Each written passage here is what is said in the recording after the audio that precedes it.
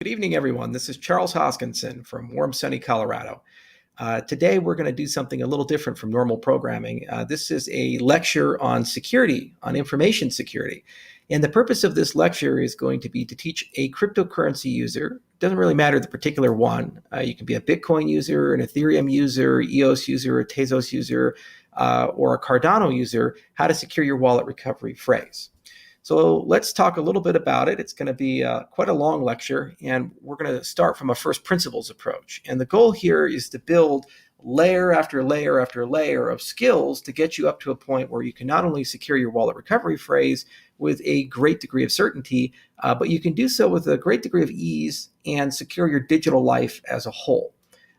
No solution is bulletproof, and there are certainly ways to defeat the things that I'm going to show you.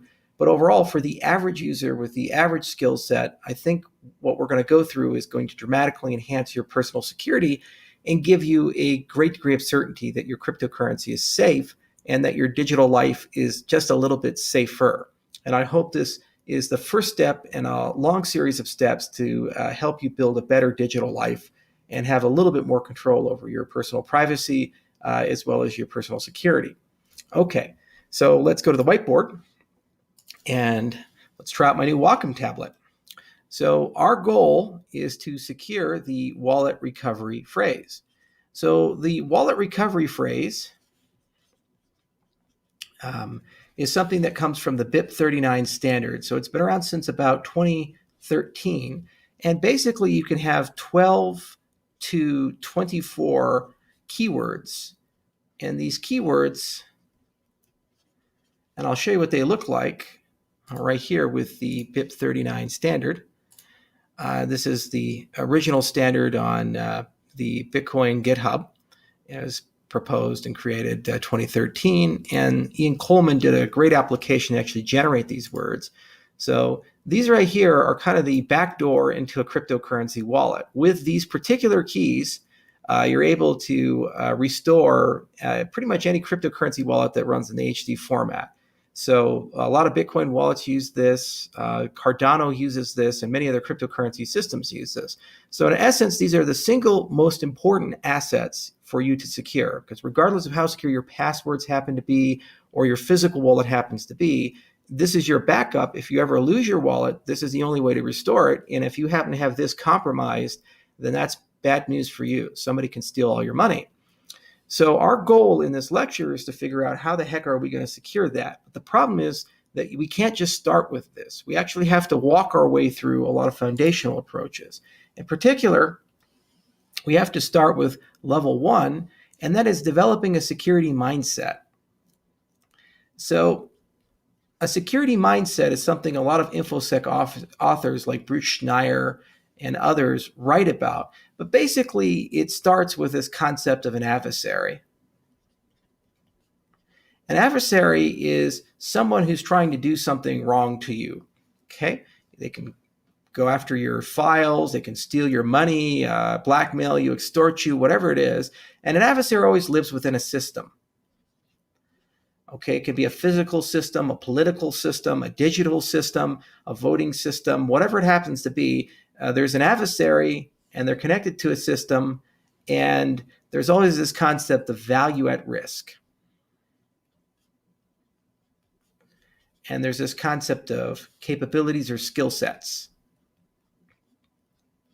So the whole field of information security, one of the pillars of it is the ability to quantify and qualify what adversaries are and what are realistic defense mechanisms against them. And they do this by living in this kind of this framework called CIA Triad. The CIA Triad stands for confidentiality, integrity, and availability. And the basic idea is that there's no perfect security solution. So everything I'm about to show you and talk about, it's a pretty good system and it's pretty well balanced. But I had to, while designing it, create trade-offs. So there were certain things I did that lowered the security of the system to make it more usable and easier for you. On the other hand, there are certain things I've done that increase the security of the system that are going to require you to build certain skill sets. So the CIA Triad is always about a balancing act against a particular form of adversary. And adversaries are always connected to some economic gain, some value at risk. And so you have a spectrum of adversaries. You have novices, and you can think of this like you're at a cafeteria and you've accidentally left your cell phone with the tray. You go to the bathroom or you go back to work, and then you say, oh, I forgot my cell phone. You go back to the cafeteria, and then your cell phone's gone. This did not require exotic, sophisticated skills. It was an opportunistic crime for somebody to walk by and notice that there was an unattended item like a wallet or a cell phone or keys and steal them. And then you can go up the spectrum all the way to organized crime, where you actually have a very sophisticated group of people who have a lot more capabilities, and they target larger actors for ransom and blackmail and targeted hacking attacks and so forth. And you can go even further to the highest level adversary, state actors. So this can be like the NSA, this can be like the FSB, this can be MI6. But basically, these are large agencies with tens of thousands of people and multi-billion-dollar budgets, and they have unbelievably sophisticated capabilities. For example, I read an article years ago that talked about using a very sophisticated microphone to be able to listen to a computer processor 10, 20 feet away. And as it was encrypting and decrypting, just by changes in the frequency, it would be able to actually steal the keys to be able to decrypt and encrypt, just by listening to a laptop 10 feet away, 20 feet away with a microphone in an outdoor setting. So it's really remarkable, the capabilities. So we never think of an adversary in terms of a static mindset. Rather, they're adaptive, and they're always growing and learning, and they're obsessed with the value at risk. So when we build a security mindset, what we're doing is saying, who are we concerned about? What system do we live within? So that's a geography, a political system, that can be a particular lifestyle, like constantly traveling, these types of things. And how much money are we talking about? What's our value at risk? The type of criminal you tend to attract when you're talking about $100 of value is much different than the type of criminal you attract when you're talking about $1 million of value. Okay, when you talk about $1 million, then you start looking at organized crime. There's even state-level actors that hack in the cryptocurrency space. Like there's good evidence that North Korea, for example, has been behind several major Bitcoin heists. So it's a level of sophistication increases when your value increases. So before we do anything at all, you have to develop a security mindset. And I thought a lot about, well, how do I help you shepherd that process along? And one of the best ways of doing that is through mentorship. And mentors are basically people that you can learn from who are domain experts in the topic. And one of my favorite experts is Bruce Schneier. He writes these phenomenal books. And actually the very first crypto book that was in the open domain. And Bruce has a lovely blog. If you go to Schneier.com, and he has tons of essays that he's written throughout the years, hundreds and hundreds and hundreds. And he's got lots of really interesting books, like we have Root, Click Here to Kill Everybody, Data and Goliath talks about data privacy, liars and outliers, Schneier on security, Beyond Fear, Secrets and Lies. It's just an incredible library, and he's just a brilliant guy. And he actually has a great presentation that he did recently called Hacking Society. It's an RSA presentation. And he talks a lot about how to apply the security mindset to broader social problems. And this will give you a wonderful sense of how InfoSec people think. There's another person that I really like to follow too, and his name is Steve Gibson. And Steve runs a podcast that comes out on a weekly basis. And he's been doing information security for probably 3 decades now. And his podcast is free to listen to. It's called Security Now. And there's a lot of great information. And every time there's a major hack, like the recent Twitter hack or other things, Steve likes to cover it as well. So you can do some armchair security mindset just by looking at your own personal life and asking questions like, how much money am I willing to risk? What type of system do I live in? So what's my lifestyle like? Am I at home? Do I travel? Do I live in an apartment? Do I live in a trailer? Do I live in a house? Do I have roommates? These types of things. And then we're going to propose a solution that I think will fit into most people's lifestyle and balance out the CIA triad. And here's a nice little picture of the CIA Triad from F5 Labs, confidentiality, integrity, availability, and gives a nice little description about it. But this is a common topic in the information security space, and it's all about balancing this topic. Okay, so that's the first thing to do. And then the next thing to do is kind of develop a mentor set. And Bruce is a really wonderful entry point, and he gives you lots of stuff to think about. He has great terms like security theater and so forth. And Steve is just great to listen to on a regular basis. Now, once we've established a security mindset, we've kind of gotten ourselves attuned and aligned to thinking very carefully about stuff. Then the next phase is to actually start by building a secure operating environment.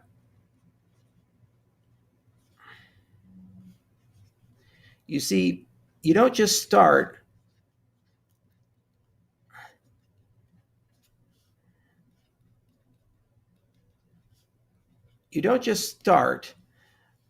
from day one and say, okay, I'm going to go use crypto, or I'm going to go use a bunch of passwords or something like that. Because the problem is that your cell phone, your computer may be already compromised. You may have APTs on it. You may have viruses, malware, keyloggers, all kinds of things exist. Okay. And a secure operating environment actually has two planks to it. One is the system. And we're going to show you today how to secure your system in a way that really gives you a great degree of confidence that you're not being hacked. And the other is the person.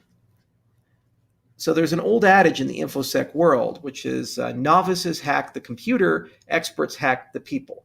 For example, the recent Twitter hack was not a failure of information security. It was a social engineering failure where clever hackers were able to impersonate other Twitter employees and then convince Twitter employees to turn over lawful credentials to them so that they could then get access to the system.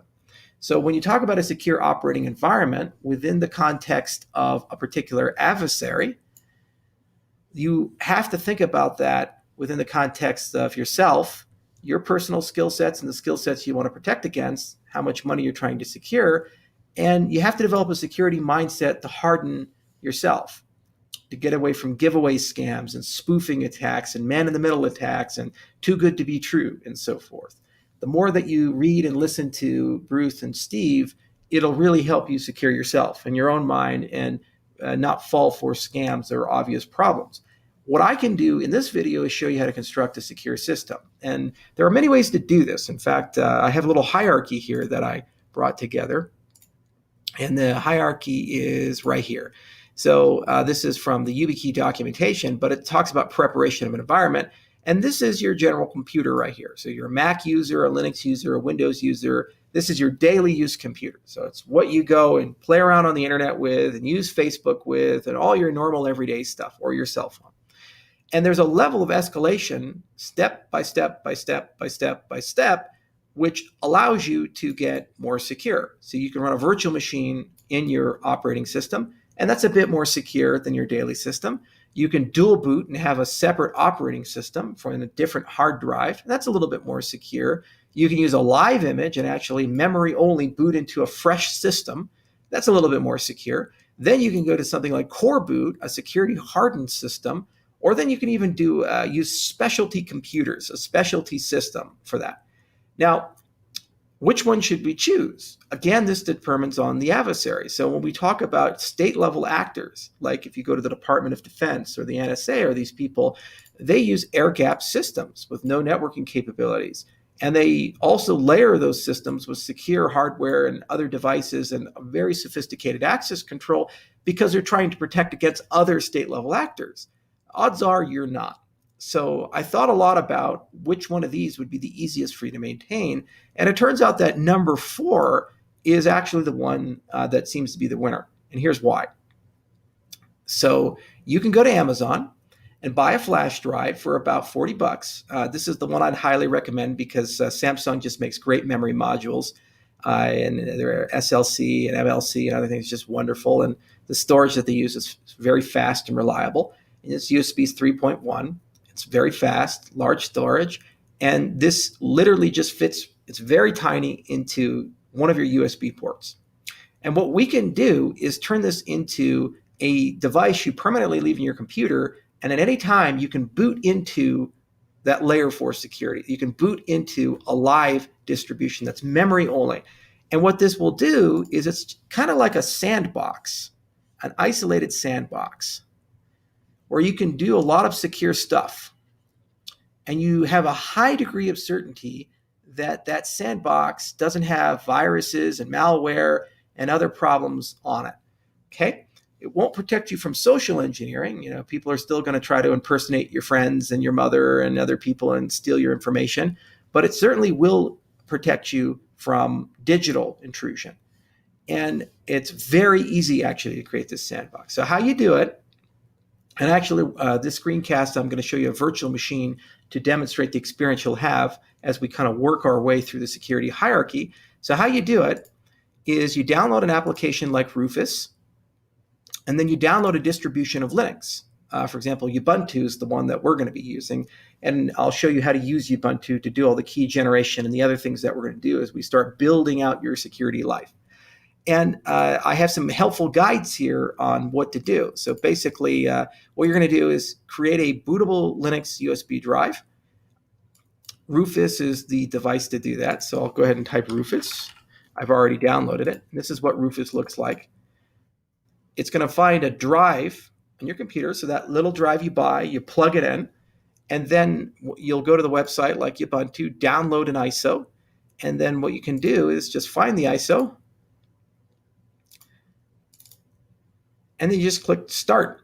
And in a few minutes, it'll go ahead and burn and create a bootable drive. And then all you have to do to use it is restart your computer, open up your BIOS, change your boot order, and then you can boot right into it. You say, but Charles, how do I do that? Well, I found a cool video here. If you take a look at how to change your boot order in a computer BIOS, this will give you the general idea for most BIOSes. A BIOS is something that's been around since the 1970s, the mid-1970s, and basically it's a mini operating system that is the very first thing the hardware in your computer runs before your computer fully turns on. So before you boot into Mac OS, before you boot into Windows, before you boot into Linux, there's the BIOS, and the BIOS really gets all the hardware started. So there's boot order. For example, do I boot from a hard drive, or do I boot from a CD, or do I boot from a USB? Okay, that's determined by the BIOS. And so when you create this little drive, this guy right here, and we burn it, then what we do is we just say boot from this before the hard drive. And this little video right here from MD Tech Videos, how to change the boot order in a computer BIOS, is a great little guide on how to do it. I'd normally show you, but it's really difficult to do a screencast from that screen without a hardware device. And so I decided that I just reference a video, and I'll put this in the other videos in the show notes as well. Okay, so we want to create a sandbox to protect our system. Easiest way of doing that is to buy a USB flash drive and use Rufus to turn that into a live CD. And then we just boot into it.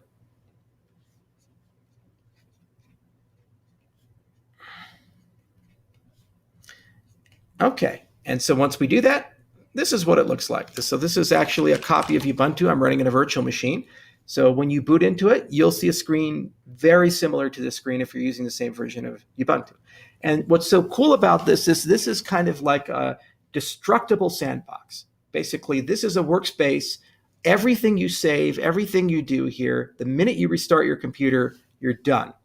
There's absolutely nothing that's preserved. It's all run in memory. So it restarts from ground zero when you turn it on. So the base configuration, the fresh installation is what you have. So there's no malware, no viruses, none of that weird stuff. You can do lots of things like generate cryptographic keys, store your wallet recovery phrase as a workspace. And we're going to actually do all of that in this video.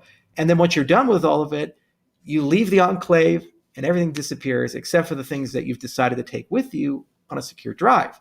And you say, but wait a minute, how do I get things out? Well, you buy one of these. This right here is an Apricorn hardware encrypted flash drive. And I'll show you a picture of it, and I'll include this in the show notes as well. But this is basically a special piece of hardware. and they sell for about $50, and it has a keyboard on it, and you can use a 7 to, I think, a 15 or so digit PIN code. If you enter the PIN code wrong 10 times, it destroys all the contents on it. And what this drive basically allows you to do is everything that goes on it is securely encrypted. Anybody tries to tamper or break the hard drive or open into it, it'll actually destroy the contents on it. And that's what that FIPS 140-2 compliance is all about. So military uses this. They use this to store classified information. It's a super convenient device, super easy to use. When you buy it, they ship you an instruction pack, and it's pretty straightforward. You just push a few buttons, set a PIN code, and then here you go. When you want to unlock it, you enter the PIN code, push the green button, and then you plug it in, and you're done. So basically what we're going to do is create a secure operating environment with this device. We're going to boot into it. We're going to do a bunch of stuff. And after we've done that bunch of stuff, we're going to save the things that we want to save on this drive. And then we're going to exit the secure operating environment. And we're going to then transport the things that we need to transport back to Windows or Mac or your regular operating system. Okay. And then we're going to leave some things here. And basically, we'll be able to keep building from there. So let's keep going. So, all right, we're going to build a secure operating system. You're hardening yourself through a security mindset.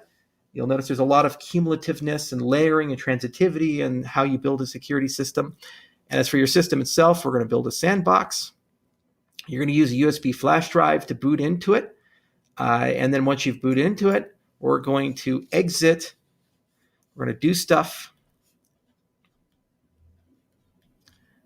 And then we're going to exit through a secure drive. Okay. All right. Now, the third level is building a secure skeleton key. And you always will have at least two, because the way the internet works. You say, wait a minute, Charles, what does this have to do with my wallet recovery phrase? Well, we could technically get away with not doing this, but if we do it, your life is going to be a lot easier, your security is going to be a lot easier, and I'm going to show you some things you've probably never seen before, and the end result is you're not only going to be able to secure your crypto, but your entire digital life, so all your passwords, all your files, everything you care to secure that's near and dear to you in a way that is incredibly difficult to penetrate.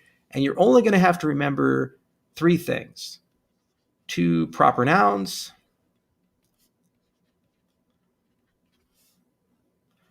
1 PIN code, and another PIN code.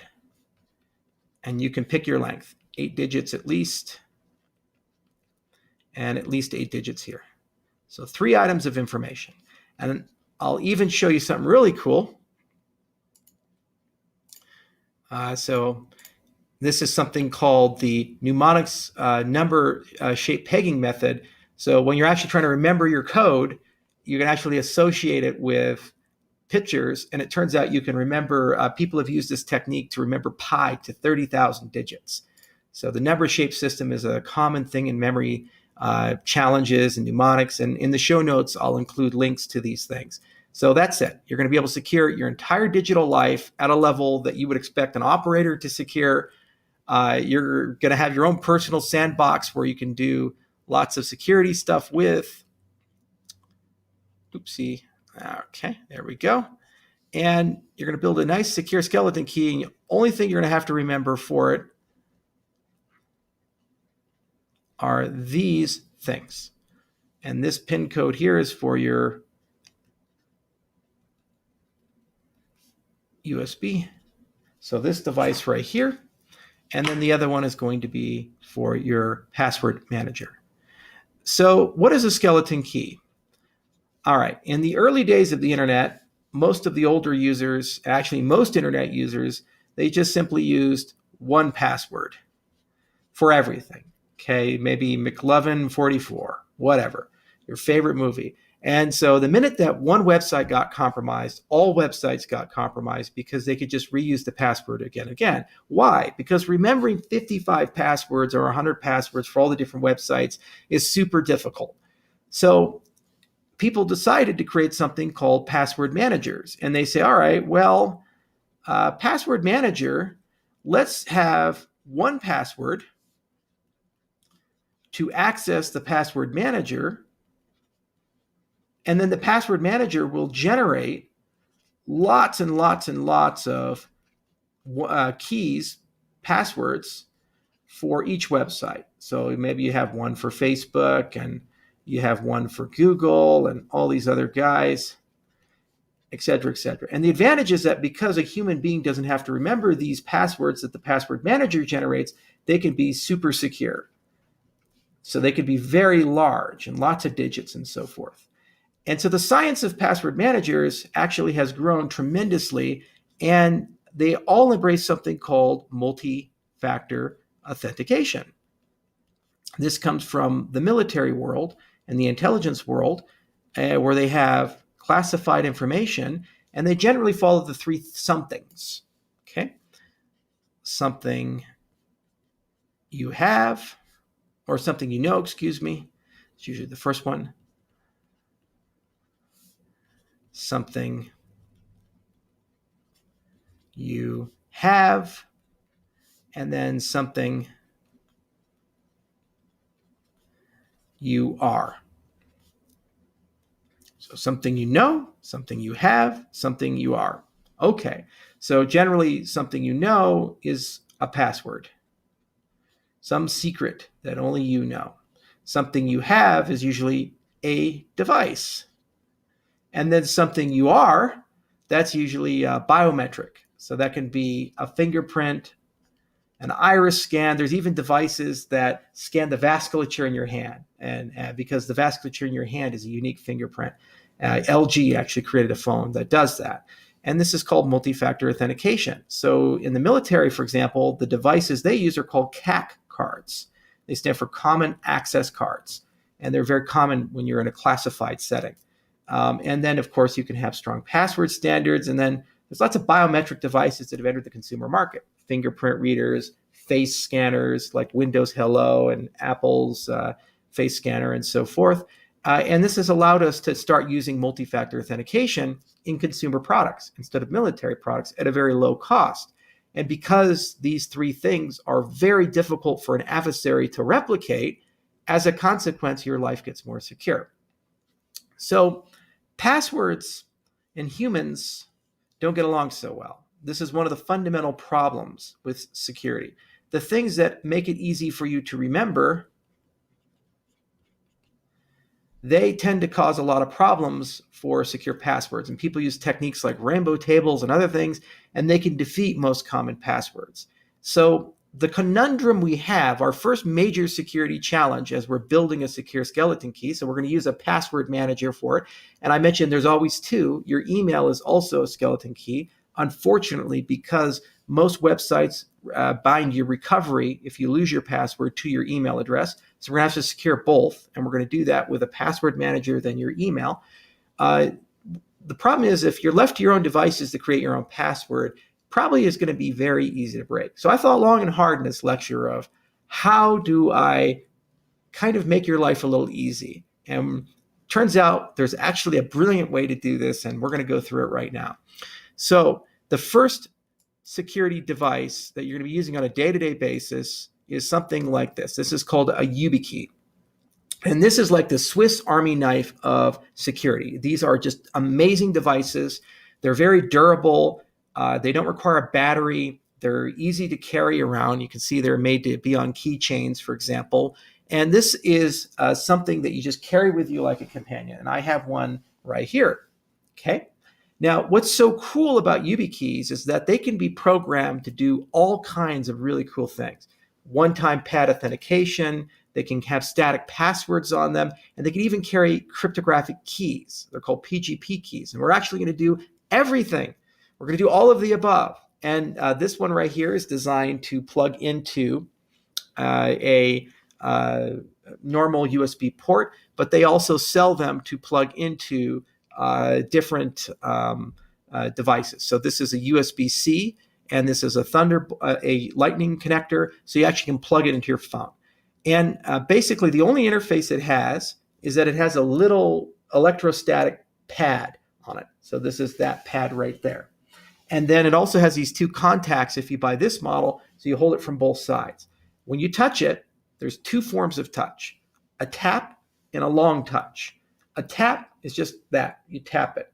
And when you do it, it generates a one-time use password. But you can program it when it does the long touch to generate a static password called a salt phrase.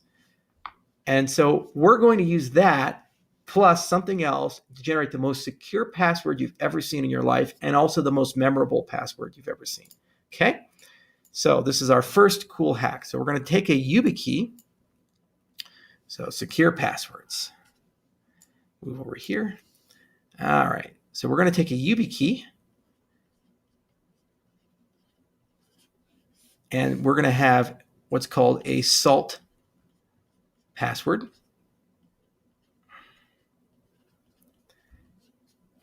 And here's how we do that. So we actually finally get to use the secure enclave. So I'll show you on Windows first. And then I'm going to show you how to do this command when we get to the part where we start generating cryptographic materials with Linux. Okay, so I'm going to plug in my YubiKey into a flash drive. Okay.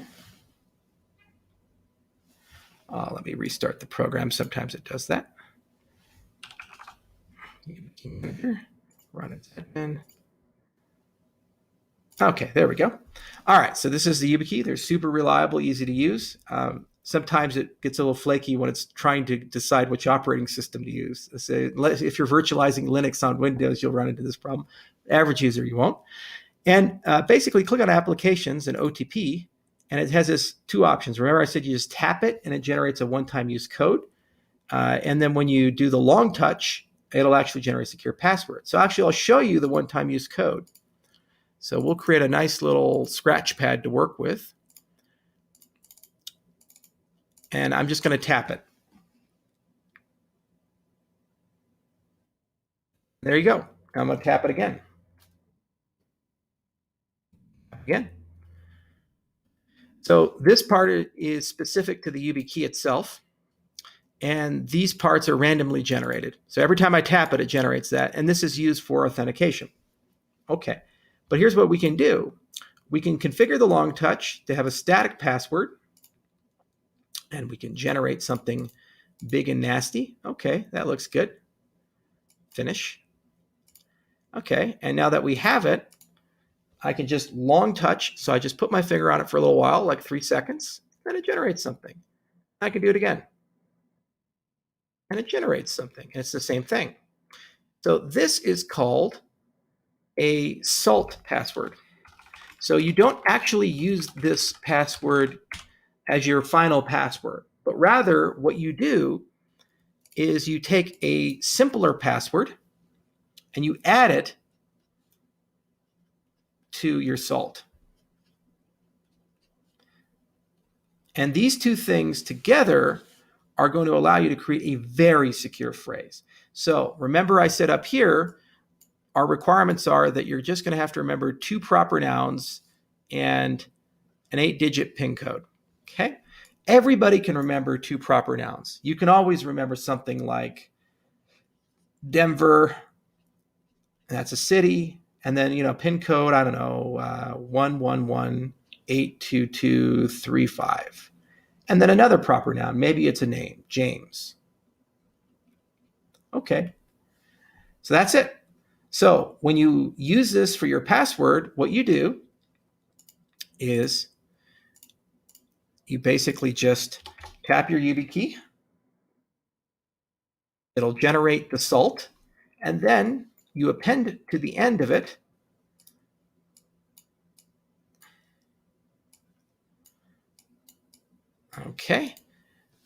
Denver 111-82235. James. All right.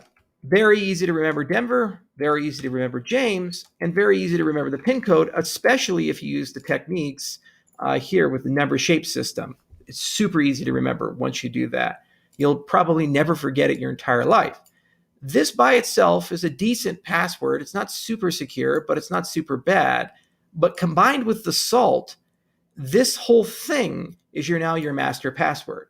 You don't know this part, and you don't type this part. That's preserved by a piece of hardware.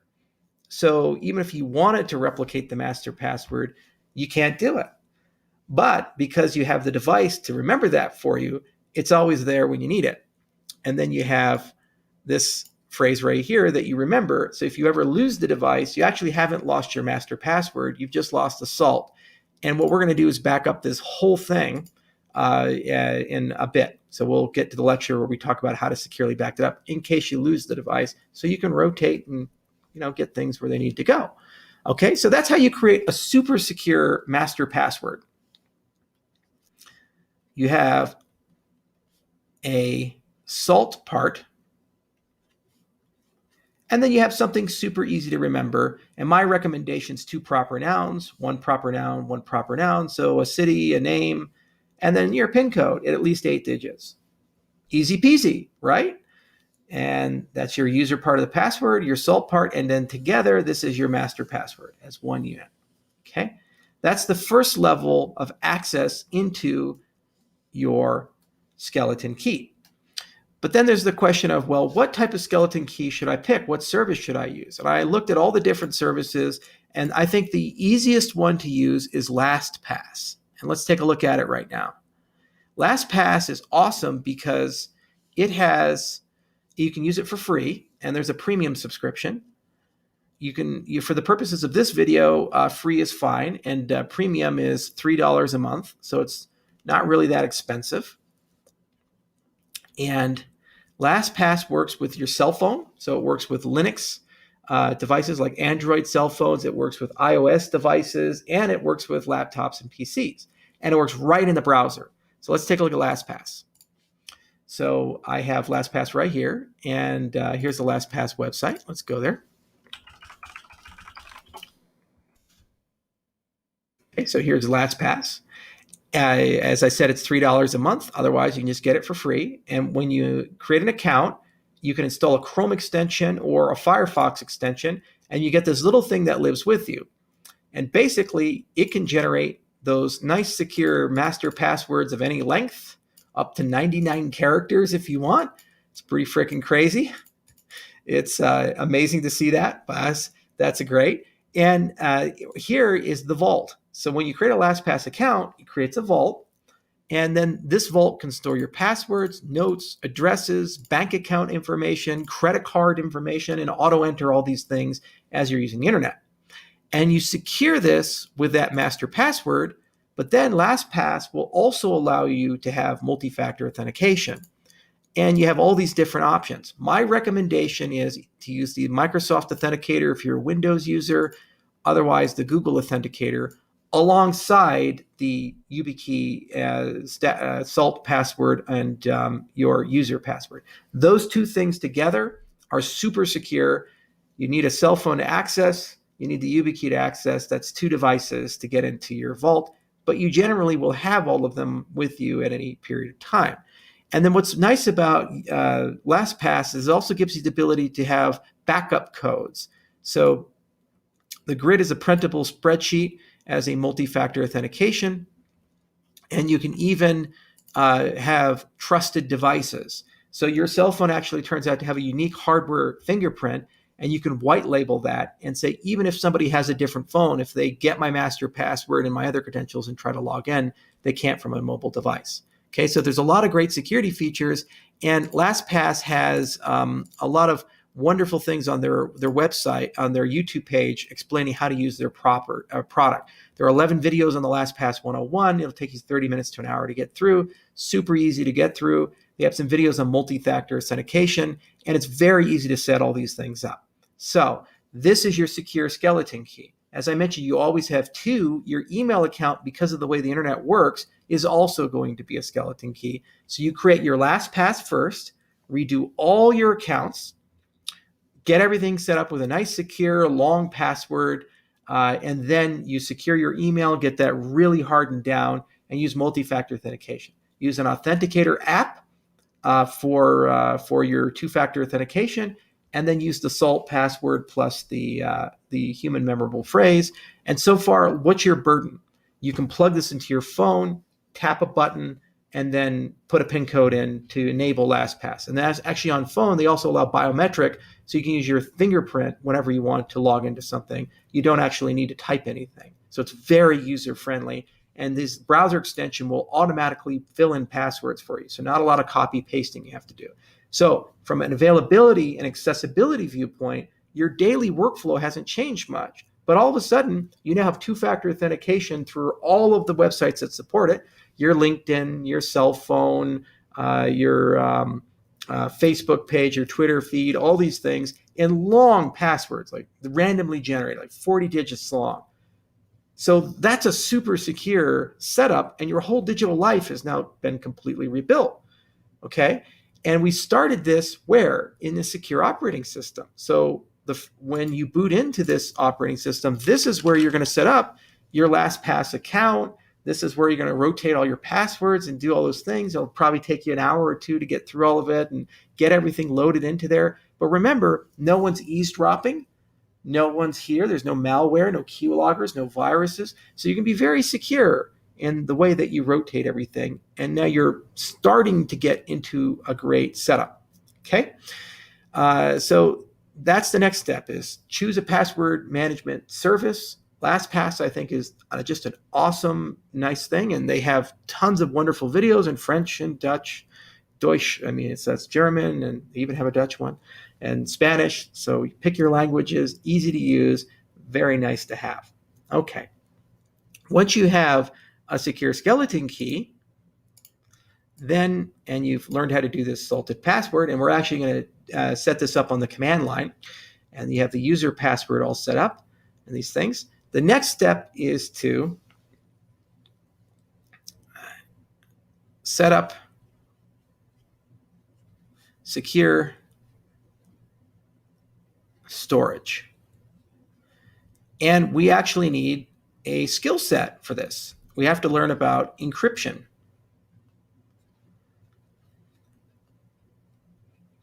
Okay. And we're actually going to do that right now. We're going to learn how to create some keys, and then we're going to learn a little bit about secure storage. And there's two parts to secure storage. There's offline, and then there's online. I also call it cloud. And I'm going to show you, for the purposes of your wallet recovery phrase and critical infrastructure, two options on online. LastPass itself has a secure vault, so we're going to use it.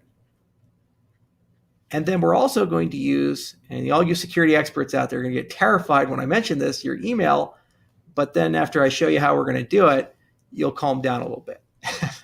So we're going to use both of those as your, and these are high availability, high access. Yeah, high availability, very easy to access. And if we use encryption properly, then you will not have any issues with confidentiality. And as for offline, well, we got this device right here. And this is going to be your best friend for storing a whole bunch of assets. So let's learn a little bit about encryption. Okay, so if you boot into your secure operating environment, this is the screen you're going to see. And Ubuntu is really awesome because it comes preloaded with something called GPG. And GPG is an application, and it has all these amazing capabilities built into it that allow you to construct what's called public keys, public key cryptography. And so it's based on something called the PGP Standard, and this is called public key cryptography, or asymmetric cryptography is another name for it. And this is the basis for how security works on the internet. And it was created originally by 5 people: Revest, Shamir, and Alderman, and Diffie and Hellman. So So Diffie and Hellman came up with a solution, and RSA is the standard that the internet uses for the certificate architecture. So how your e-commerce is secure, how all the internet pages are secure. When you look in your little browser and you see that nice little lock right there, that's all because of public key infrastructure. Okay, and we're going to learn about that. So you have two parts to a key. You have a public part, and then you have a private part. Okay. The public part, everybody in the entire world can see. So the concept to keep in your mind is it's kind of like an envelope, an open envelope that's got a little bit of a lock on it. Okay? And so you open up the envelope, somebody's going to take something, put it into the envelope, lock it, click. Okay? And it's the world's strongest envelope. And the only person in the world who can unlock that envelope is the person who has the corresponding private key.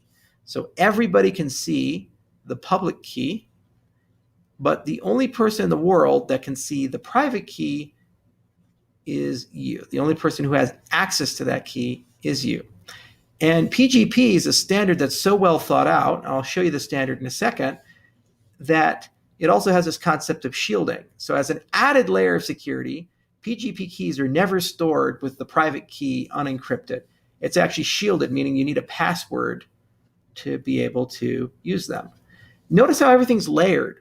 We have a secure operating environment, so we can do everything safely, but then we need to create a skeleton key so we have a basis to make everything easy and usable, and we're using special devices to make that skeleton key secure. But then because those things exist, then when we get to the next level and we have to do some complex crypto, we can do that complex crypto easily, because the same thing that can allow me to generate a random password for my Google, I can generate a random password with LastPass, right? And I don't have to remember it. I don't have to use it. And we're going to do all that while we generate it. So here's the PGP standard. So PGP came out in 1991. And this is the latest standard, I believe, in November of 2007. And you'll see John Callis and the PGP Corporation and Phil Zimmerman and these other guys. But there's actually a Bitcoin connection to PGP. Hal Finney, the very first person to receive Bitcoin outside of Satoshi, was actually one of the authors of the PGP spec. And he was a brilliant guy, and he did some phenomenal work back in the day before he died of ALS. And he was a super sweet, very nice guy. But it's so cool that some of the pioneers in the Bitcoin space were actually pioneers in cybersecurity and email encryption. So PGP was originally meant as an email encryption service, but also it's a file encryption and decryption service, a message authentication service, and an identity service for something called Web of Trust. So it is also a Swiss Army knife. The YubiKey is the hardware Swiss Army knife, and PGP is the software Swiss Army knife. Okay, PGP comes in many forms, but the management software that we're going to use is called Cleopatra. And to get your PGP software on Windows, and Mac, you can download it from the PGP websites. So gpg4win.org is here. And then there's a version for Mac and Linux as well. But basically, it's all the same software. It just it has to be packaged differently to run on those platforms. So Cleopatra comes with this, and we have it right here. And to get it with Linux in your cold environment that you boot into, because Cleopatra doesn't come pre-installed, all you have to do is type in this command: sudo apt-get Cleopatra. Okay. Install. Oops. There we go. I've already installed it, so it won't do anything. When you do this, when you boot into this for the first time, you'll click Y for yes, enter, comes install. Once it's installed, then you just type Cleopatra to open it, and here we are. And this is an interface that we can use to generate keys, interact with our YubiKey, and do all kinds of cool things. So we're going to do everything from this, and we're even going to back up a bunch of stuff. So let's get started. To create a key, all you have to do is click File, New Key Pair. We're going to create an open PGP key pair. First step is you have to put your name in. So I'm going to call this Charles. And you put anything you want. So I'm going to say hot. And we're going to actually use two keys in our security scheme. We're going to have two key pairs. So we're going to have PGP hot and PGP cold. Generally, when you talk cold, that means it lives only on hardware. When we talk hot, it lives accessible from a hard drive. So this cold key is going to live on our YubiKey. And I'm going to show you guys how to generate that in an easy way and use it in an easy way. And it's super cool. As for the hotkey, this is actually going to live in the web browser, and we're going to use a easy application called Mailvelope to manage it. And what's so cool about Mailvelope is that Mailvelope actually will allow you to easily encrypt and decrypt your emails and encrypt and decrypt files and so forth. And it works cross-platform, Linux, Windows, Mac. I know the people who created Mailvelope. They've been around for over 10 years. It's great software. It's gotten government subsidies in Germany. It's been security audited. And actually, I'll show you right now, Mailvelope. So you have an encrypt option, a decrypt option. So there's all kinds of cool things here. And when you look at these keychains, and we say, actually go back, and we'll say export, I'll actually show you what a public-private key looks like. Actually, let's go to the main keyring. Okay. And hang on, export, show me the keys. Oh, they must have updated it not to show keys. All right, well, I can show you in Cleopatra what a key looks like when we generate it. Okay, so let's go here. All right, so let's generate a key. So you put in a name, hot, and then we go email, charles@gmail. As an example, it's not a real one. So you're going to click Advanced Settings, and you see all this crazy crypto stuff. ECDSA, EDDSA, ED255, blah, blah, blah, blah, blah, word salad. Here's what you do. 4K is the most secure RSA key you can generate. Click Authentication, and the valid until is an expiration date. So PGP keys, because their communication infrastructure, are meant to be rotated. So they tend to expire. But if you're using for encryption, decryption, you don't really need to care about that. So we're not going to have it expire. RSA, 4K, all these options here. You click OK. You click Next and show details. It shows you all the things it's going to do. You click Create. Now, the minute you do that, it says, hey, we need a passphrase. Well, we have a password manager, right? So because we have a password manager, what can we do? Generate a secure password. I don't know, let's do 60 characters. How about that? Copy it. And you're going to do all of this in your secure enclave. Look at that password. That's pretty crazy, right? Okay. And it'll create the key pair for us. There it is. And we're going to start using it in just a second. But first, if you generate a secure password, you need to write it down. And here's how you write it down. You go into your LastPass vault. You click on Notes. Move the little camera here. Click Add Item and say PGP hot. There we go. 60-digit password. Save. This is not the PGP key. This is just the shielding for the key. This guy right here. Remember I said that PGP never stores its passwords unencrypted. So this is just the shielding. So you need this to be able to use the key, the password. And so we're going to save it to LastPass so you always have it. You never need to remember it because you're not going to be encrypting and decrypting things on a daily basis. And if you are, even in LastPass, because it's right there in your browser, you can recall it very quickly. But it's a very secure skeleton key. It's where all your passwords live, and we've already built a lot of great access control security for that, right? Okay, so PGP is shielding is done. Let's actually look at our key. All right, so when we click this, click export, this is what your public key looks like. It's a lot of garbage, right? Just really nasty stuff. All right, but actually, let's encrypt and decrypt something with it. Let's actually do something. All right, so click here. And LibreOffice is just like Microsoft Office.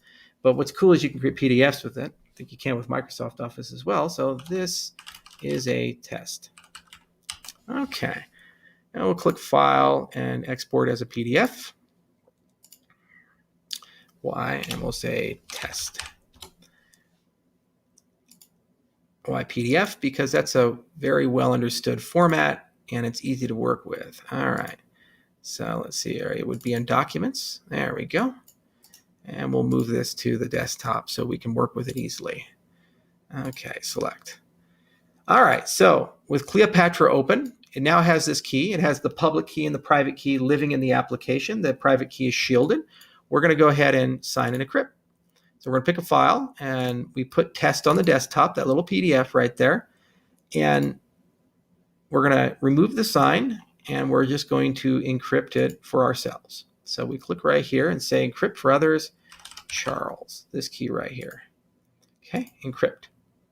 And you'll see something happen. It says successful, and you can look at the audit log, but we don't need to do that. We see right here on the desktop, test.pdf.gpg. So this is now an encrypted file. No one in the world can decrypt this unless they have the corresponding private key, this key right here. And we have both in our keychain right now, so we can decrypt it. Now here's the interesting thing. Everyone in the world can encrypt this because your public key will be public. You can post it on what's called a key server. I can pull it, you can pull it. And this is how email encryption works. So you can go to a key server, like for example, the MIT key server, and you can look at people's keys. In fact, let's do that right now. MIT key server. And there's hundreds of these key servers, and like here, we can enter my name, Charles Hoskinson. And let's see if the MIT key server is going to find anything. I believe I've uploaded a few keys to that MIT key server. It's a little slow these days. They need to upgrade their infrastructure, but hopefully it'll find something. But anyway, public keys, anybody can look at them and encrypt with them. The only person that can decrypt with a public key is the person who has the corresponding private key. We have the private key right here. So what can we do? We click decrypt, click the file, and actually I'm going to get rid of the original file just to prove a point. So we'll click decrypt, click on the file, and click open. And I'll say, hey, you need a passphrase to do this. Well, remember, we had the passphrase, so let's go grab it. We saved it here.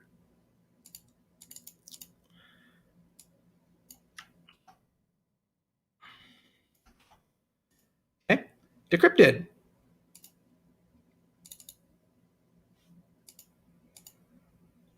This is a test. Look at that. Okay, so this is the basis of file encryption. You can encrypt and decrypt, and you have these two keys. All right, well, that's the hot key, but let's also now create a cold key, okay? And we're going to do this with the YubiKey. So YubiKey, as I said, is like a Swiss Army knife. And so I'm going to move over my YubiKey to work in this, here we go, YubiCode controller. Connect it. I'm going to move over my YubiKey to work inside here. And what happens is when you plug your YubiKey in, you have to first prepare it. And so we're going to have to do some command line, but don't get scared. It's not too much. So if you open up your terminal, you can type in gpg-card-edit. Click enter. And I have reset my YubiKey. So this is the base state of the YubiKey. Now, before we do anything in Cleopatra, we're going to have to prime the card to do some stuff. And so how you do that is you type admin. It says admin commands are allowed. Okay, cool. And so then we'll type in help.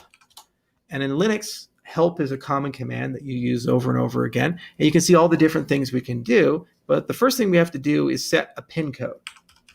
Now, a YubiKey is considered to be what's called a smart card. And so a smart card basically has a PIN code. And the standard for smart cards is if you enter the PIN code wrong 3 times, it'll lock the card. Then you have another PIN code you can use to unlock the card. And if you enter that wrong enough times, it'll lock the card, and then you have to do a lot of stuff to unlock it. Okay, so it's considered to be a very secure standard because of that. And you can use PIN codes of long lengths, like greater than 10 digits and so forth. And so YubiKeys come pre-selected to have an administrator PIN of 1, 2, 3, 4, 5, 6, 7, 8. That's the standard admin. So you're going to change your admin code and so forth. So my recommendation is just use the same code for everything. Technically, you should segregate it and have different codes in these things, but this is, again, an availability thing, and it's a memory problem, and you'll always forget. And actually, you can reuse that PIN code that you use in your master password, for example, because there's a very low probability that that's probably going to be compromised. And when you're entering in the PIN code for this, it's client side and it's not transmitted over the internet. Okay, it's your personal preference, and it's all about how much you think you can remember and how secure you want to be. But I don't see any serious issue with reusing an 8-digit PIN code. And what we're going to do is we're going to change the unblock PIN And I'm just going to use the 1 through 8 because there's no sense in setting a real legitimate pin code. And we're going to change the reset code. I would change all the pins, so all 4 options to some 8-digit code. Okay, then after we've done all of that, we'll type in help, and the next thing we're going to do is type the unblock command. And then it's going to ask for a pin code. So enter in the pin code that you used and then re-enter that same pin code. This is a little quirk that we have to do to prime the key to work with Cleopatra. I had to spend some time with it, but we got it all done. Okay, then when we type list again, you'll now notice that something has changed. Very subtle. If you have very keen eyes, you'll have seen it. Up here, you'll see that we had 303, and now we are set to 333. It's all ready to go. We're all primed. We don't have to do any more command line for this.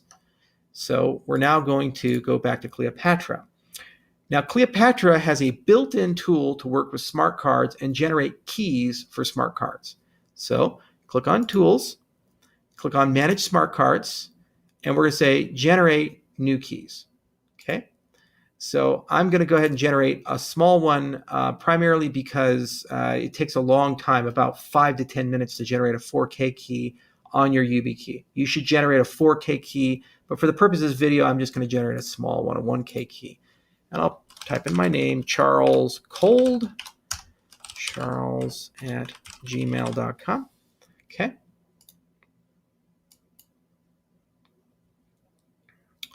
Hang on a second. It might require me to have a minimum key size of 2084. So let's take a look here. Charles Cold @gmail.com. Yeah, it requires a minimum pin size, so I can't do a 1K key, unfortunately. Okay, YubiKey. That's okay. Let me just make sure I type this in right. It's going to ask you to enter in a pin a few times, and then we'll generate a 2K key. Okay, so what's happening is that the actual hardware device is generating this key. So this YubiKey that's plugged into my USB drive is doing it. Then it's going to ask for a passphrase, just like we did with the prior key. Again, concepts stack and apply. We have a nice secure password. So what we're going to do is we're going to create a new thing. We're going to call this PGP cold. And then we're going to go generate a very secure password. So we'll do another 60-digit, copy paste it, and then we'll go back here and just plug it in. Okay. And it's going to ask for a backup key. We're going to save it to the desktop. Okay. Now, you won't see anything yet until you change the name. So set the name for Charles Hoskinson, card holder, and then suddenly, voila, we have all these things. Interesting. Okay.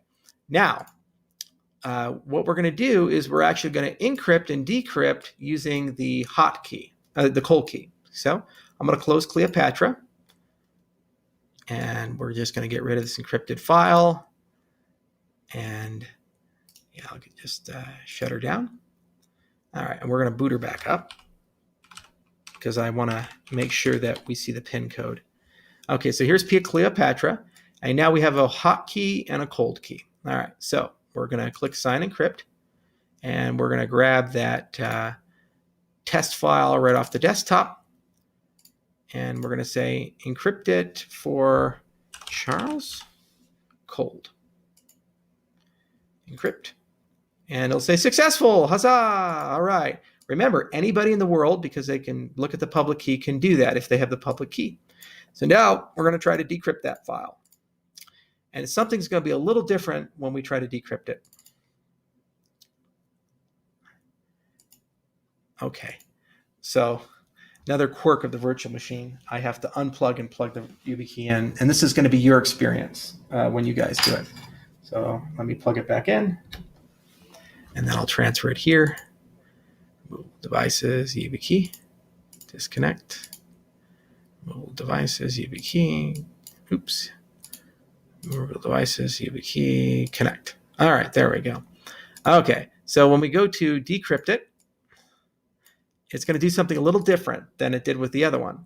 Normally, when you decrypt, it's going to ask for a passphrase, but when you're using hardware, It's going to ask for a PIN code. That's why I said you should probably reuse that PIN code that you used in your password, but this lives on the hardware itself. It doesn't get transmitted anywhere. If you misenter this 3 times, it'll lock the key. Okay? And I'm going to give you guys a user guide for how to unlock it. But we enter the PIN code in, save, and voila, we now have our file. Okay, so we have, what have we done? We've created 2 files, 2 keys, hot key and a cold key. We're good to go. And we have the YubiKey with the cold key, and we have the hot key ready to go. All right, now here's what we're going to do for your security. And you say, but Charles, what about all this wallet recovery stuff and so forth? The whole point of this lecture was to learn about how to back up my keywords. So we're going to do that. So my recommendation is the securest way to use a cryptocurrency is to buy one of these guys, either a Trezor or a Ledger device. Ledger sell for about 120 bucks. Trezor sells for about 160. They are awesome. They're well thought out, well designed, and when you develop your when you create your cryptocurrency wallet, these devices will give you 24 keywords to work with. So going back to our BIP standard, we click right here, 24. It's going to generate something like these guys for you. Okay. So what does that mean? It means that you have to back these up. So as long as you're using your cryptocurrency with these devices, it's going to be secure. But what happens when you lose the device? The backdoor into your security is that wallet recovery phrase. So these are batteries included for a high security cryptocurrency experience. We still need a great wallet recovery phrase security mechanism. Well, let's do that. So if we have 24 keywords that are generated while we're setting the device up, why don't we do this? We have this open up. We open up a file.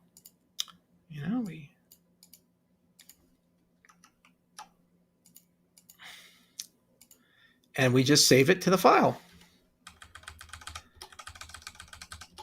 And I'd recommend writing these words down twice. So you read it off the Ledger screen, you write it once, and then write it again, write it once, write it again, just so, and then you compare the sets and make sure that the sets look identical to each other.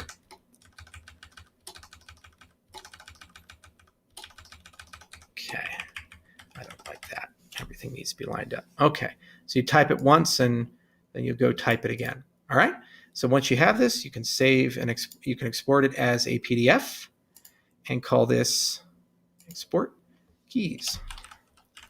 This is your raw key file.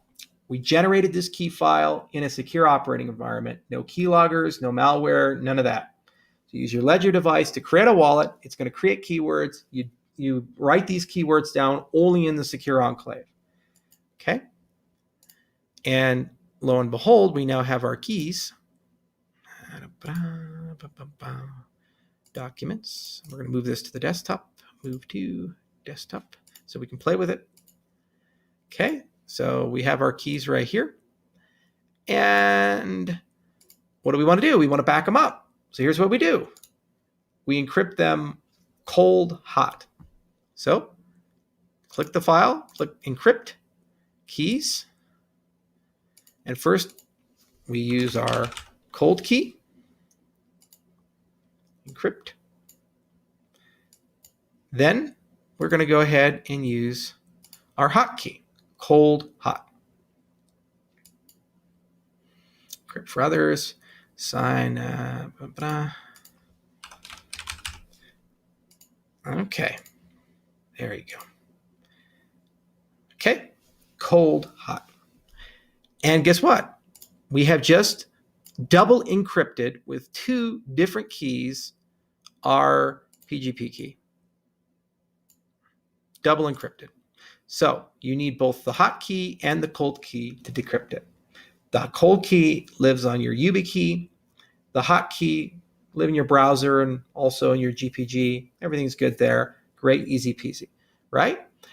And this file right here is damn near impenetrable. The theoretical security is that of a single encryption.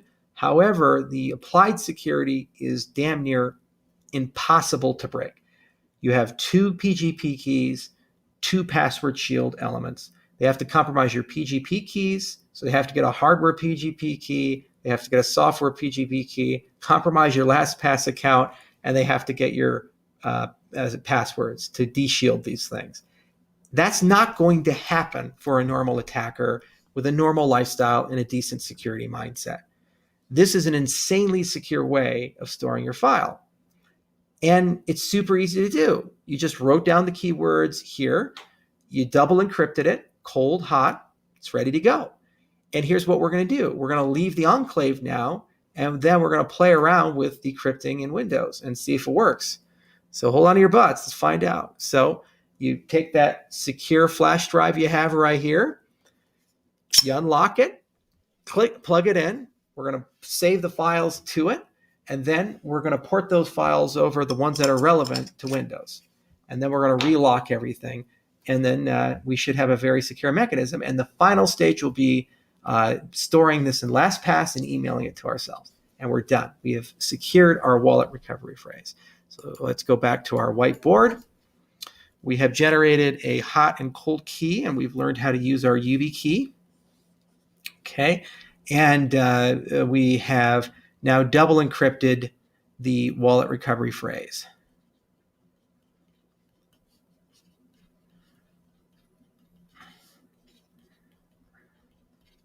Okay, so now you have a very secure wallet recovery phrase, and that wallet recovery phrase was generated in a trusted execution environment on either a Ledger or a Trezor device.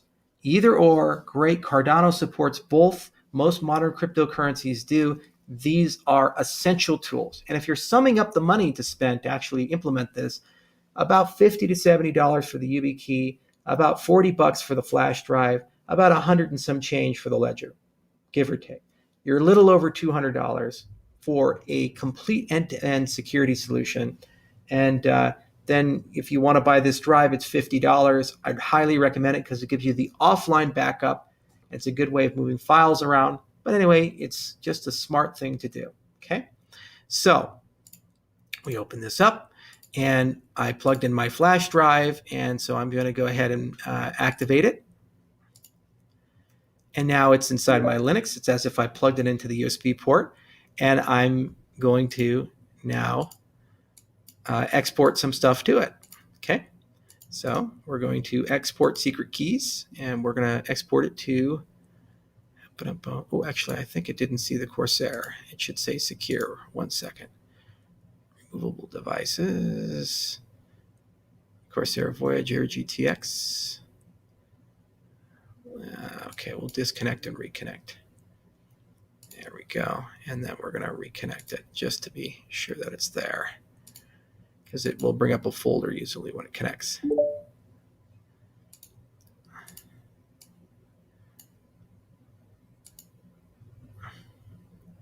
Other locations, this computer, star, desktop, recent, downloads, public, transport. Oh, I have to reset that. 1 second. I'm going to pause the video real quick. Okay, we got it reset. So we have our secure drive all set up and ready to go. It's a little temperamental, that drive, when you're using a virtual machine. But we got it done, and then we're going to export it to the secure drive. Okay, save. And when you want to export the key, it's going to ask you for your wallet recovery, for your shielding. And so let's go do that. So we go to our LastPass vault. We take a look at our hotkey, because we're exporting that first. And we're going to go ahead and open this up. Okay, secret key is exported. And then we're going to do the exact same thing with the hardware secret key. This is a backup in case you lose your YubiKey. You should never have to use this under ordinary operations, but you know what?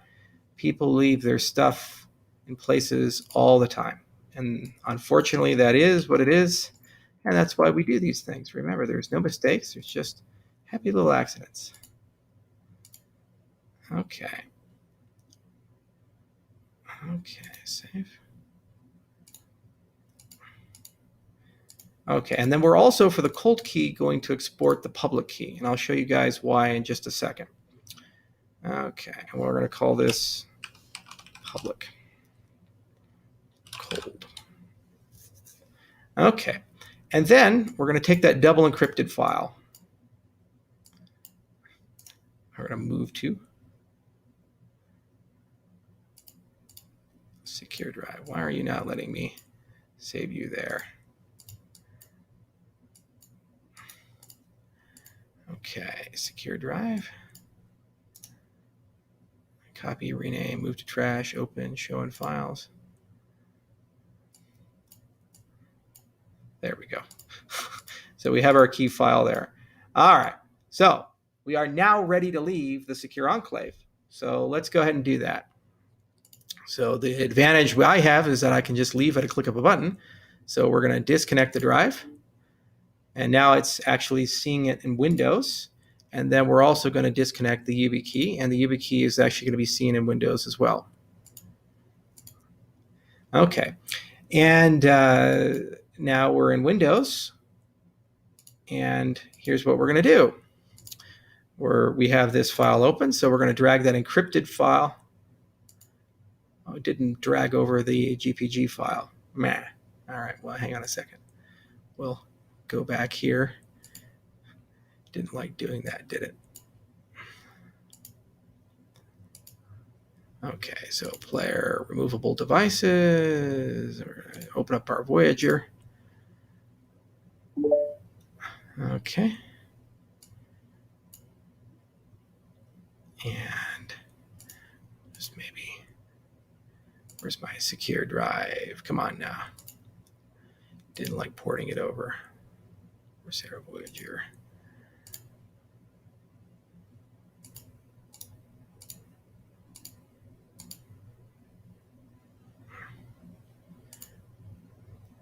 Computer. All right, well, I'll have to play around with that for a second. So we will pause for a moment.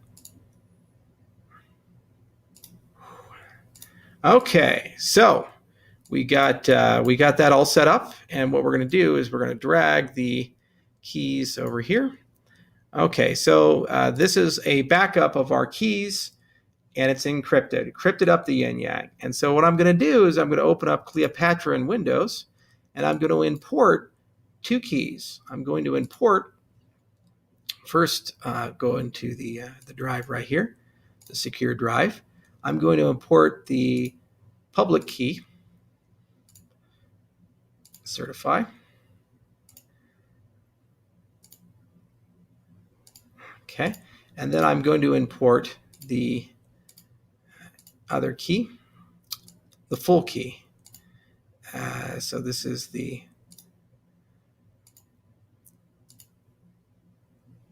cancel. That's the cold one. I should have named these. When you export your keys, you should name them cold, hot, so you don't run into the same problem that I'm running into here. Okay, so we're going to import this key right here. That's the hot key. Okay. So we have a hot key, we have a cold key. All these things are imported. I have just the public key for this, and I have the full key pair here. Okay. Now that we have all these things, one of the things I need to do to refresh my card and get everything set up is, and you'll have to do this too, it's another quirk of the YubiKey, is you just enter in your command prompt and go GPG edit card list. Okay, and that'll establish everything and get it all set up and so forth. Now that it's all set up, cross our fingers, we should be able to decrypt the keys file. Don't do this in Windows, only do this in your secure enclave, but I'm going to do it to demonstrate that we successfully ported over the keys.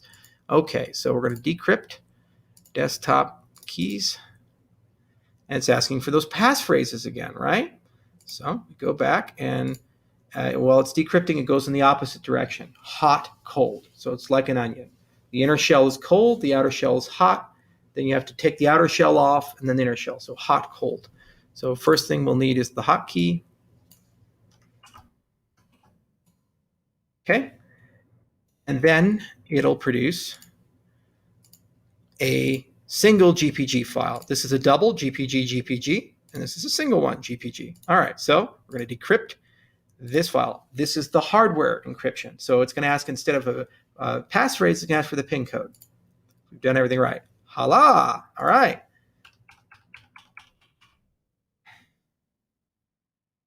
And look at that.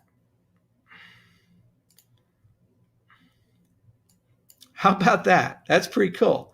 So don't decrypt it on Windows or in your untrusted environment. Only ever decrypt these files in your trusted environment, but you know how to boot into it. But this file right here is armor clad. Damn near impossible to break that. So what are we going to do with it? I told you I'm going to make all those security experts a little shaky. Well, I'm going to go to Gmail, and I'm going to email it to myself. So here's an email I use for these screencast videos. And something like keys, or you can name it backup, memorable subject line. And we're just going to attach new insert file. Now it's Google Drive. Here we go. Send file. And there we go. And we'll start. Okay. Now, think about it logically. Email now is a skeleton key. It is high security. You have multi-factor authentication for access, strong password. This is a very secure place to put it. Let's say you get compromised. They're going to get a double encrypted file. No one can fuck with that. Okay? No one can do anything to that. They're going to have your PGP keys. One is stored offline in a hardware module. The other one's hot, but it's heavily shielded. No one's going to break this. Then the other place you put this is in LastPass. And LastPass has a little quirk. It won't let you upload this. So you just zip it. PZip is the way to do that. It's free to download. You just go ahead and say add to zip. And then you can upload a zip file as a note. So we go into LastPass and we go to the vault. We add a new note and we say key backup. And then we click Add Attachment, Ledger, or whatever your node happens to be. And lo and behold, there you go. 2 online backups, 1 in your email, 1 in LastPass. You will not lose them. You have your 2 keys. Those keys live on your secure flash drive. Okay, so you have your PGP keys here in case you lose them, and you're good to go. You should also put that master password that's on your YubiKey here as well, okay? Because this is very secure and you store in a safe. Some pro tips for a safe, my high recommendation is call a safe cracker, a locksmith who specializes in breaking into safes. Explain your situation to them and say, hey, I'm storing some high value jewelry or whatever. Use something like that. Say, I need a good safe. What should I do? The people whose day job it is to break into it every single day, they're the ones who can give you great advice on what type of safe brand to go for within your lifestyle and your budget. You have that, take this, put it in. Easy peasy, right? Okay. This is a basis for securing any confidential information you have. And we go through our hierarchy. We look and say, all right, well, we start in the very beginning and we have a security mindset. We're starting to quantify and qualify the capabilities of our adversary. We understand what we're willing to give up and trade off. We developed the skill of building a secure operating system, and there's 2 types of environments, the personal and the system. The system is what I showed you how to do. The personal is what Bruce and Steve talk about, which is basically how to think about security, how to work your way through all of this. We built a sandbox. You boot it into it. We create a lot of cryptographic assets. We have a secure skeleton key. We rebuilt your entire digital life around that, and we did it with a salted password. You only have to remember 2 PIN codes.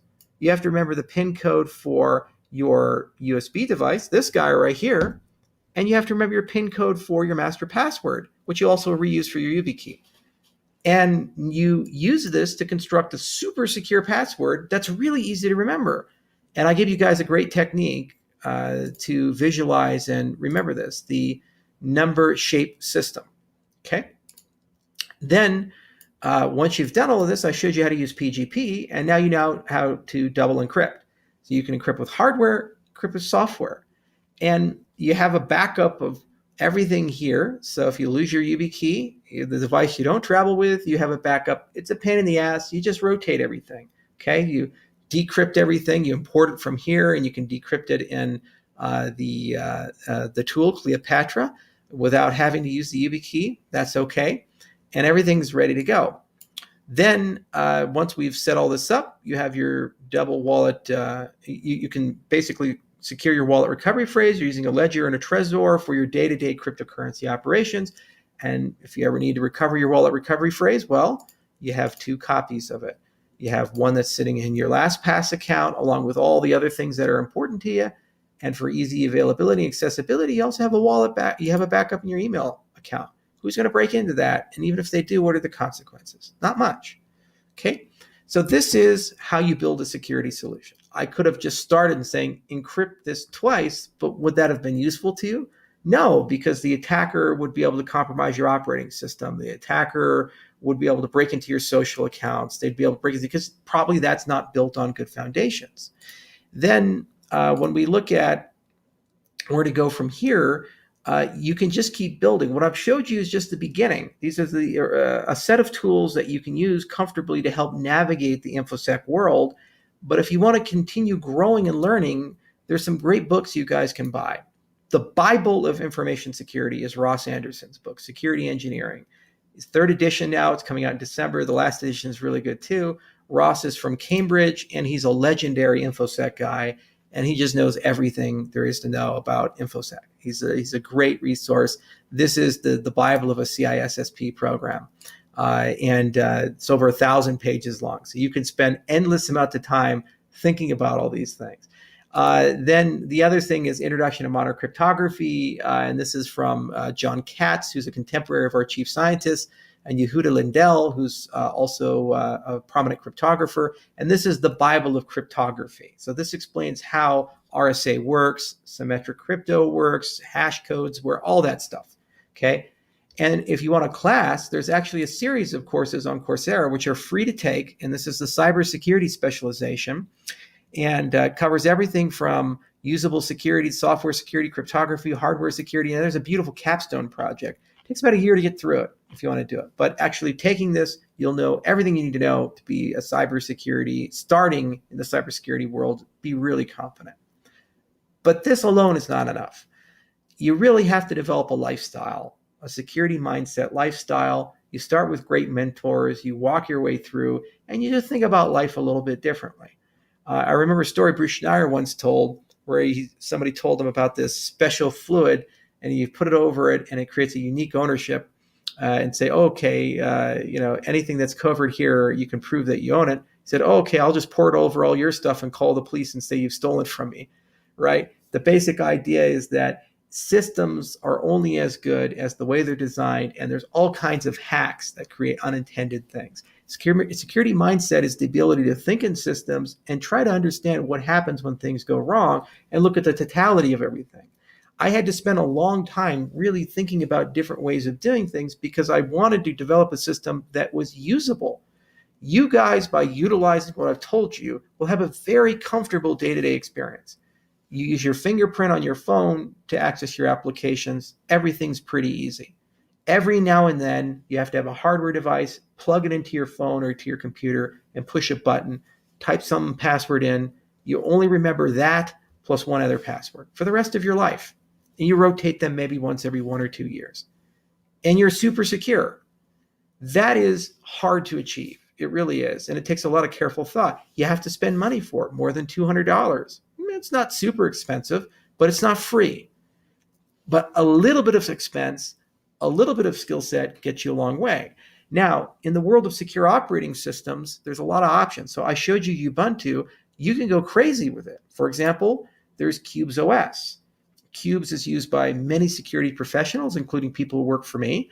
There's also FreeBSD. There's security extensions for it. Again, it's used in high assurance settings. And there's even a great class you can take from Linus Torvalds to learn how to use Linux It's about 14 weeks long. It's free, easy to go through, not super complicated, and you can deeply understand how to use these things and do all these things and so forth. And basically, you're in a really good position. Now, one last thing I forgot to mention, I generated the static password, the SALT password in Windows. You can do that with the YubiKey Manager. It's because it's generating it on the hardware itself. So you don't have to do anything on the command line. However, there's one little thing that we should do, and I'll do it here in Linux, and then we'll wrap up. And I'm going to use an application called the YKman. It's already pre-installed, but I'm going to give you the link on how to install it yourself because it won't come pre-installed with your cold boot. And I'm going to type in this command, YKman OTP static -2 -L38.